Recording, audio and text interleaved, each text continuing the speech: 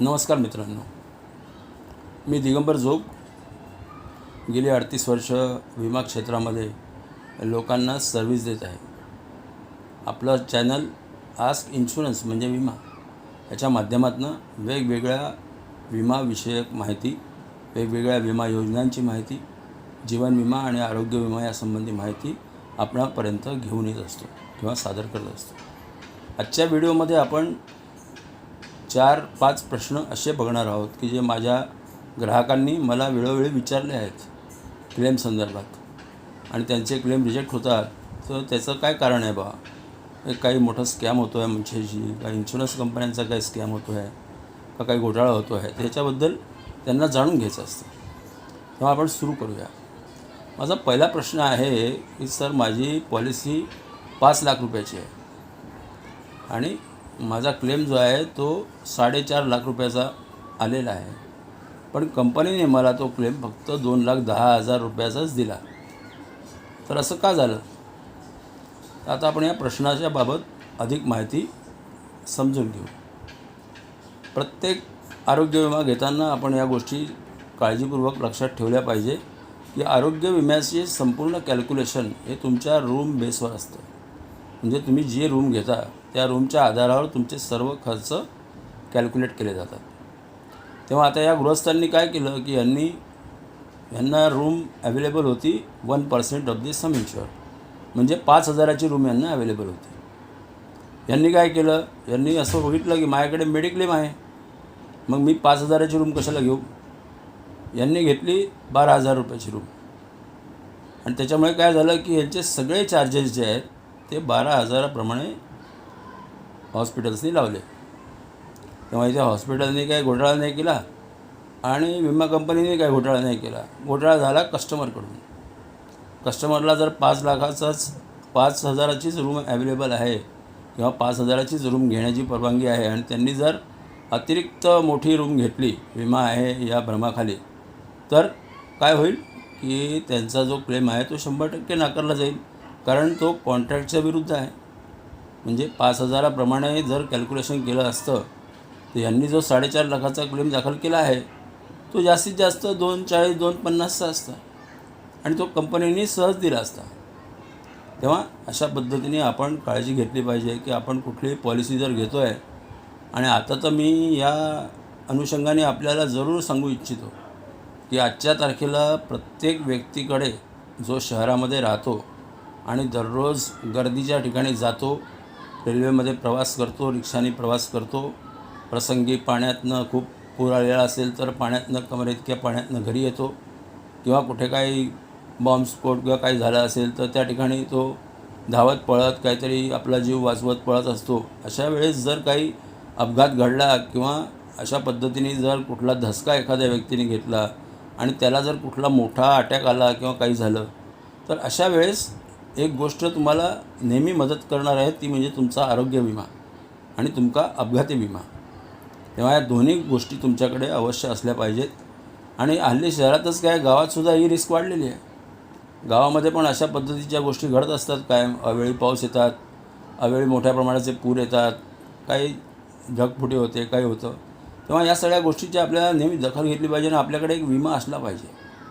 कमीत कमी विमा आपण पंतप्रधानांचा विमा घेऊ शकतो, जे पंतप्रधानांनी एक विमा लोकांसाठी दाखल केलेला आहे. तुम्हाला त्याची माहिती हवी असेल तर मला फोन करून विचारू शकता, मी तुम्हाला त्याची माहिती देईन.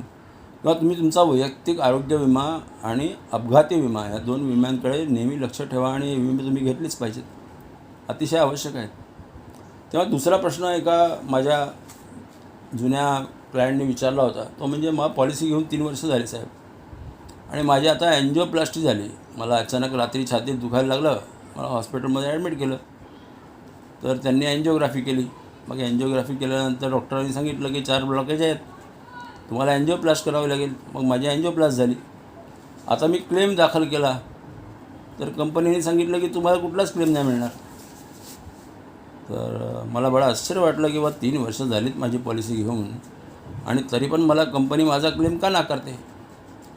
आता बघा, याच्या केसमध्ये काय आहे की या स्कीममध्ये पण इन्शुरन्स कंपनीचा किंवा हॉस्पिटलचा काहीही दोष नाही. याच्यामध्ये दोष आहे ग्राहकाचा. तेव्हा आपल्याला एखादा आजार, आता तुम्हाला BP आहे हे तुम्ही जर डिस्क्लोज केलं नसेल आणि अचानक तुम्हाला हार्ट अटॅक आला, हायपरटेन्शनमुळे येणारा अटॅक आला, आता हार्ट अटॅक आल्यानंतर तुम्ही हॉस्पिटलाइज झाले, मग तुमच्या पॉलिसीमध्ये तुम्ही वाचलं पाहिजे की माझ्या पॉलिसीमध्ये हार्ट अटॅक कधी कवर आहे. कारण आता BP तुम्हाला होता आणि तुम्ही तो सांगितला नाही, म्हणजे इन्शुरन्स कंपनीच्या कॉन्ट्रॅक्टप्रमाणे नॉन डिस्क्लोजर, तुम्ही डिस्क्लोज केलं नाही कंपनीला तुमचा आजार, त्याच्यामुळे कंपनीने तुमचा क्लेम रिजेक्ट केला 3 वर्ष झालेली असली तरी. आणि समजा तुम्ही उद्या काही तुम्हाला डिस्क्लोजर नसेल, तुम्ही कुठला आजारच तुम्हाला नसेल आणि तुम्ही अगदी निरोगी असताना पॉलिसी घेतली असेल आणि तरीही जर हार्ट अटॅक आला असेल आणि तो 3 वर्षाच्याच पॉलिसीमध्ये आला असेल, तर तुमच्या पॉलिसीमध्ये साधारणपणे अशा पद्धतीच्या आजारांसाठी काही वेटिंग पिरियड असतात. 2 वर्षापर्यंत स्लो ग्रोईंग आजारांसाठी वेटिंग पिरियड असतात. काही वेळा वेगवेगळ्या प्रकारच्या आजारांसाठी पण वेटिंग पिरियड असतात. तेव्हा या सगळ्या वेटिंग पिरियडचा तुम्ही व्यवस्थित अभ्यास केला पाहिजे आणि तो अभ्यास करून तुम्ही पॉलिसी घेतली पाहिजे. तुम्हाला जर ती पॉलिसी समजत नसेल तर तुमचा जो विक्री प्रतिनिधी तुम्ही निवडलेला आहे किंवा जो एजंट तुम्ही निवडलेला आहे, त्या एजंटकडनं तुम्ही त्याची सगळी माहिती घेतली पाहिजे. एजंटला माहिती नसेल किंवा त्यांनी माहिती दिली नसेल तर तुम्ही सरळ कंपनीच्या साईटवर गेलं पाहिजे आणि तिथे जाऊन कंपनीच्या साईटवर तुम्ही सगळी माहिती वाचली पाहिजे. किंवा अगदीच तुम्ही एखाद्या छोट्या उपनगरामध्ये राहत असाल किंवा गावात राहत असाल आणि इन्शुरन्स कंपनीचं ऑफिस तुमच्या घराच्या जवळ असेल, तर जायचं प्रत्यक्ष इन्शुरन्स ऑफिसमध्ये आणि आपण घेत असलेल्या प्लॅनची संपूर्ण माहिती आपण त्यांच्याकडनं घ्यायची. ते तुम्हाला संपूर्ण माहिती समजून सांगतात. तेव्हा या पद्धतीने आपण आपल्या पॉलिसीची संपूर्ण माहिती जर आपण घेतलेली असेल तर आपला क्लेम साधारणपणे कधीच नाकारला जाऊ शकत नाही.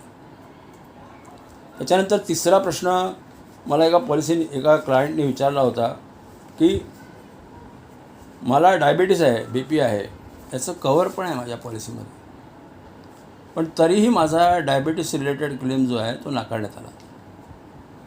आता तुमच्यापैकी बऱ्याच लोकांना माहिती नसेल की वेगवेगळ्या अशा कंपन्या आहेत की ज्या पहिल्या दिवशीपासून डायबिटीसचं आणि BPचं कवर तुम्हाला देतात. त्यासाठी ते वेगळा अतिरिक्त प्रीमियम तुमच्या पॉलिसीमध्ये लोड करतात आणि तुम्हाला दोन्ही आजारांचं कवर पहिल्या दिवशीपासून देतात. तेव्हा तुम्ही जेव्हा पॉलिसी सर्च करता किंवा नवीन पॉलिसी घेता किंवा कुठल्या कंपनीमध्ये नवीन पॉलिसीसाठी अर्ज करता, त्यावेळेस हे लक्षात ठेवा की अशाही पॉलिसी उपलब्ध आहेत की ज्याच्यामध्ये डायबिटीस BPला पहिल्या दिवशीपासून कवर मिळतं.